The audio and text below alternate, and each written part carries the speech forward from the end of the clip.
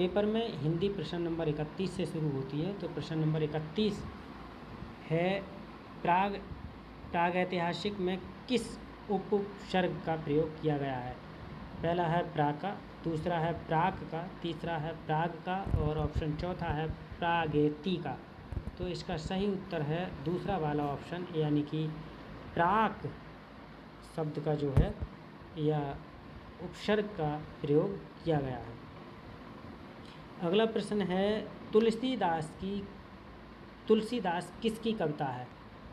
Option पहला हरवंश राय बच्चन की, दूसरा मुक्तिबोध की, तीसरा अज्ञे की और चौथा सूर्यकांत त्रिपाठी निराला की। ये पेपर जिसने भी किया है उसने इसमें अज्ञे लगाया है, जो कि गलत है। इसका सही उत्तर जो है चौथा है, सूर्यकांत त्रिपाठी निराला की। यानी कि तुलसीदास नाम से जो रचना या कविता लिखी गई है वो सूर्यकांत त्रिपाठी निराला जी ने लिखी है। अगला प्रश्न है बहिष्कार का संधि विच्छेद क्या होगा। पहला है वही प्लस कार, दूसरा है वही प्लस शकार, तीसरा है बहिष प्लस अकार और चौथा है बहिर प्लस कार। इसका सही उत्तर है वही विसर्ग लगा करके प्लस कार, क्योंकि जो विसर्ग है वही जोड़ने के बाद शकार हो जाएगा। तो इसका सही उत्तर हो गया आपका ऑप्शन ए। अगला प्रश्न है वैदेही वनवास किसकी रचना। पहला है मैथिली शरण गुप्त की, दूसरा है अयोध्या सिंह उपाध्याय की, तीसरा है रामधारी सिंह दिनकर की और चौथा है श्रीधर पाठक की। इसका जो सही उत्तर है वो अयोध्या सिंह उपाध्याय हरिऔध हैं। हालांकि पेपर जिसने दिया है उसने ए लगाया है, जो कि गलत है। सही उत्तर अयोध्या सिंह उपाध्याय। इनका उपनाम हरिऔध भी था। कभी कभी प्रश्न में ये भी आ जाता है हरिऔध नाम से किस लेखक या कवि को जाना जाता है। अगला प्रश्न है निम्न में से पुल्लिंग शब्द का चयन कीजिए। पहला है पखावज, दूसरा है पहिया, तीसरा है लिखावट और चौथा है मझधार। इसका जो सही उत्तर है पुल्लिंग वो पहिया है और ऑप्शन बी सही हो जाता है।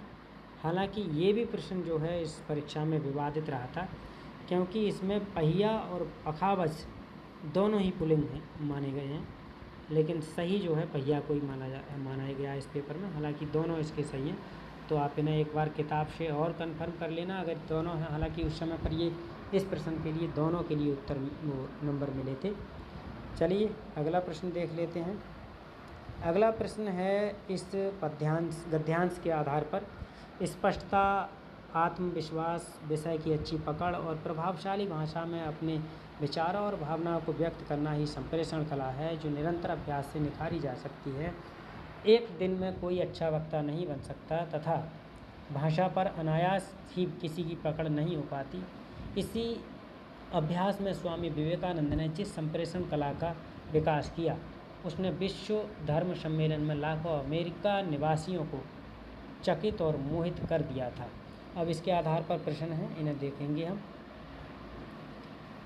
प्रश्न पहला है संप्रेषण कला क्या नहीं है। प्रभावशाली भाषा, दूसरा अलंकरण, तीसरा आत्मविश्वास, चौथा विचारों और भावनाओं को व्यक्त करना। तो प्रभावशाली भाषा, आत्मविश्वास और विचारों भाषा और भावनाओं को व्यक्त करना, ये सभी गद्यांश में हैं। देखो हम दिखा देते हैं यहाँ पर, ये देखिए यहाँ पर आपका प्रभावशाली भाषा भी है। तो इसका जो सही उत्तर है वो दूसरा वाला ऑप्शन हो जाएगा। अलंकरण जो है संप्रेषण कला में नहीं आता है। अगला प्रश्न है संप्रेषण कला का विकास किससे होता है। तो संप्रेषण कला का विकास पहला है अनायास, दूसरा है अभ्यास से, तीसरा है भाषण से और चौथा है विषय की अच्छी पकड़ से। इसका जो सही उत्तर है वो अभ्यास है, क्योंकि हम जितना अभ्यास करेंगे उतनी ही ज़्यादा संप्रेषण कला या अपने विचारों को आदान प्रदान करने की जो हमारी कला है उसका विकास होगा। तो इसका सही उत्तर हो गया अभ्यास से। अगला प्रश्न है निम्नलिखित में संयुक्त व्यंजन कौन सा नहीं है। तो त्र, दूसरा है य और तीसरा है श और चौथा है ज्ञ। ऑप्शन 1, 3 और 4 ये जो है सभी संयुक्त व्यंजन है। केवल ऑप्शन बी जो है वो संयुक्त नहीं है। यानी दूसरा वाला सही उत्तर हो जाएगा इसका, यह जो है नहीं है। चलिए अगला प्रश्न है, मृत्युंजय पद में कौन सा समास है?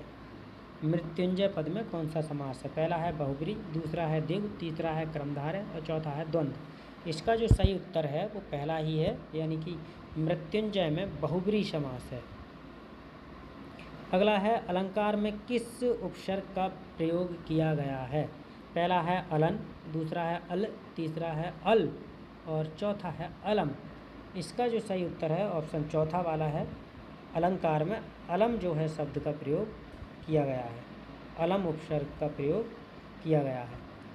चलिए अगला प्रश्न देख लेते हैं। अगला प्रश्न है कि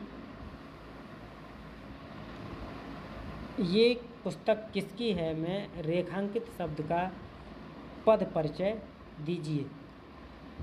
ये पुस्तक किसकी में ध्यान से देखें, यह जो पहला ही शब्द है वो रेखांकित है, इसके बारे में बात करी गई है। तो पहला है गुणवाचक विशेषण और एक वचन है, दूसरा है सार्वनामिक विशेषण और एक वचन स्त्रीलिंग है, तीसरा है सर्वनाम एक वचन और स्त्रीलिंग है, चौथा है संबोधन और अपव्यय। तो यह जो है किसी व्यक्ति के लिए बदले में प्रयोग किए जाने वाला शब्द है, और जब कोई बदले में प्रयोग किया जाता है वहाँ सार्वनामिक है, विशेषता बता रहा है इसलिए सार्वनामिक विशेषण है, एक वचन है और स्त्रीलिंग है। तो इस तरह सही इसका उत्तर हो जाएगा ऑप्शन दूसरा वाला ये। अगला प्रश्न देख लेते हैं। अगला प्रश्न, विश्लेषण शब्द का विलोम क्या होगा? विश्लेषण शब्द का विलोम क्या होगा? तो विश्लेषण शब्द का विलोम जो होता है वो संश्लेषण होता है, यानी कि ऑप्शन तीसरा वाला जो है इसका सही है। अगला प्रश्न है, जिसका उच्चारण ऊपर के दांतों पर जीभ लगाने से होता है उसे क्या कहते हैं? ऑप्शन ए मूर्धन, ऑप्शन बी कंठ, ऑप्शन सी यानी तीसरा दंत और ऑप्शन डी अनुनासिक। तो इसका जो सही उत्तर है वो तीसरा है, जिनका उच्चारण ऊपर के दांतों पे, सीधी बात है दांतों पे जीभ लग रही है तो दंत हो गया। दांत पर चाहे ऊपर के दांत पे लगे या नीचे की दांत पे लगे, दांत पे लग रहा है दंत हो जाएगा। इसका सही उत्तर हो जाएगा ऑप्शन तीसरा वाला दंत। अगला प्रश्न है, निम्नलिखित में से ऊष्म व्यंजन कौन से हैं? पहला है च छ झ, दूसरा है सा शा और सा और चौथा है अ व श और तीसरा है अ व सा और चौथा है या र ला। तो इसका जो सही उत्तर है जो तीनों शाह हैं यानी ऑप्शन दूसरा वाला, ये सभी ऊष्म व्यंजन के अंतर्गत आते हैं। अगला प्रश्न है, अत्यधिक का विलोम क्या होगा? पहला है अनधिगत, दूसरा है अत्यल्प, तीसरा है अत्यधिक और चौथा है अनाधीन। तो इसका जो दूसरा वाला है अत्यल्प, अत्यधिक का मतलब होता है बहुत ज़्यादा और अत्यल्प ये अति अल्प से मिलकर बना है, अति अल्प यानी बहुत कम। सही उत्तर हो गया इसका दूसरा वाला अत्यल्प। अगला प्रश्न है कि रित का विलोम क्या होगा? तो इसका ऑप्शन पहला है विकर्ण, दूसरा है अनिरत, चौथा है वक्र और तीसरा है वक्र और चौथा है अनेक। तो इसका सही उत्तर है अनिरत यानी दूसरा वाला विकल्प इसका सही हो जाएगा। प्रश्न नंबर 47 है, संकल्प शब्द में उपसर्ग बताइए। तो इसमें जो है पहला ऑप्शन है शन, दूसरा है शम, तीसरा है शक और चौथा है शंख। इसका सही उत्तर है शम यानी दूसरा वाला विकल्प इसका सही है। अगला प्रश्न है, मुझसे खड़ा भी नहीं हुआ जाता इस वाक्य का वाच्य होगा। पहला है कर्तृवाच्य, दूसरा है भाववाच्य, तीसरा है कर्मवाच्य और चौथा है अन्य। इसका सही हो जाएगा दूसरा वाला यानी भाववाच्य इसमें है। अगला प्रश्न है, तद्भव और उसके तत्सम का कौन सा मेल गलत है? पहला है लुनाई लावणता यानी लुनाई को लावणता कहते हैं, लौंग का लवंग, तीसरा है आंत का अंत्र और चौथा है आयुषु का आदेश। इसका तीसरा वाला जो विकल्प है आंत का अंत्र, ये जो है सही नहीं है, और जब सही नहीं है गलत मेल है, इसका मतलब यही सही है यानी कि ऑप्शन तीसरा। अगला प्रश्न है, लेखक और उसकी रचना का कौन सा जोड़ा गलत कौन सा जोड़ा गलत है? 3 सही हैं। चलो देखते हैं। स्कंदगुप्त, लक्ष्मी नारायण मिश्र, ये अभी छोड़ देते हैं। संस्कृति के 4 उपाध्याय रामधारी सिंह दिनकर की है। रसज्ञ रंजन महावीर प्रसाद द्विवेदी की है। अशोक के फूल आचार्य हजारी प्रसाद द्विवेदी की है। तो इसका जो सही उत्तर हो गया पहला वाला। स्कंदगुप्त जो है वो लक्ष्मी नारायण की नहीं है और गलत ही इन्हें पूछा है। चलिए अगला प्रश्न देख लेते हैं। अगला प्रश्न है कवि और उसकी रचना का कौन सा जोड़ा सही नहीं है? पहला है परमल सूर्यकांत त्रिपाठी निराला, दूसरा है शिवराज भूषण, तीसरा है शब्द रसायन देव और चौथा है उद्धव शतक भारतेंदु हरिश्चंद्र। इसका तीसरा विकल्प जो है सही है, यानी कि गलत जोड़ पूछा है, सही नहीं है। तो यही हमारे प्रश्न के हिसाब से सही हो जाएगा, यानी कि शब्द रसायन जो है देव की नहीं है। अगला प्रश्न है लेखक और उसकी कृति के युग्म में कौन सा युग्म गलत है?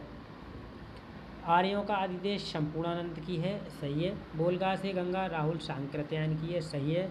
सूरज का 7वां घोड़ा धर्मवीर भारती की है, सही है।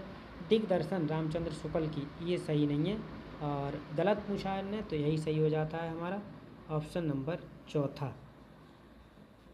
अगला प्रश्न है विराम चिन्ह की दृष्टि से कौन सा वाक्य शुद्ध है? पहला है हाँ मेरा यही विचार है, दूसरा है वह ईमानदार परिश्रमी कर्मठ और मृदुभाषी है, तीसरा है उसके पास धन वैभव नौकर चाकर आदि सभी कुछ था, चौथा है आप हमारे घर आना चाहते हैं तो आइए, ठहरना चाहते हैं तो ठहरिए। इसका पहला वाला जो है वो अशुद्ध है, हाँ मेरा यही विचार है, यही नहीं होगा, हाँ मेरा ये विचार है। तो इसका सही उत्तर हो गया हमारे हिसाब से पहला वाला। अगला प्रश्न देख लेते हैं। कौन सा शब्द भिन्न अर्थ और प्रकृति का है? पहला है सनातन, दूसरा है चिरंतन, तीसरा है शाश्वत और चौथा है अंधानुतन। तो सनातन, चिरंतन, शाश्वत, इन सभी का जो अर्थ निकलता है वो पुराने से निकलता है, जबकि अधुनातन जो है आज के समय से निकलता है। तो ये जो है हमारे विकल्प के हिसाब से सही है, यानी कि ऑप्शन नंबर डी अधुनातन। अगला प्रश्न है अर्वाचीन शब्द का विलोम। तो अर्वाचीन का होता है प्राचीन, यानी कि ऑप्शन दूसरा वाला जो है सही हो जाएगा। अगला प्रश्न है व्याकरण की दृष्टि से कौन सा शब्द अशुद्ध है? विभीषण, बिरहणी, गृहिणी, जगतगुरु और तो इसका जो है कौन सा, विभीषण भी सही है, बिरहणी ये दूसरा वाला गलत है, क्योंकि बिरहणी में बिरहिणी होता है, हा पे छोटी की मात्रा लगती है। तो इसका जो सही उत्तर हो जाएगा ऑप्शन बी, यानी कि दूसरा। अगला प्रश्न है निम्नलिखित में से कौन सा युग्म गलत है? मुट्ठी गर्म करना का मतलब रिश्वत देना होता है, लुटिया डुबोना यानी सारा काम चौपट कर देना होता है, ये भी सही हो गया। सब्ज बाग दिखाना यानी हरा भरा करना, ये गलत है और गलत ही पूछा है, तो हमारा उत्तर तीसरा यानी कि सब्ज बाग दिखाना। अगला प्रश्न है मेरी भव बाधा हरो राधा नागर सोए, जा तन की झाई पर श्याम हरित दूत होए। इसमें जो है कौन सा अलंकार है? तो इसमें श्लेष नहीं है, यमक भी नहीं है और रूपक भी नहीं है, इसमें दूसरा वाला ऑप्शन जो है सही हो जाएगा, इसमें अन्योक्ति अलंकार है। अगला प्रश्न है गौशाला में कौन सा समास है? तो गौशाला में भैया बहुब्रीहि नहीं होगा, द्वंद्व भी नहीं है, दिगु भी नहीं होता है, क्योंकि दिगु जो होता है संख्यावाचक होता है, द्वंद्व में और या अथवा ये शब्द छुपे होते हैं। तो इसमें जो है तत्पुरुष समास हो जाएगा, यानी कि ऑप्शन दूसरा वाला। अगला प्रश्न है देशभक्ति में कौन सा समास है? तो देशभक्ति में भी तत्पुरुष समास ही होगा, यानी कि पहला वाला।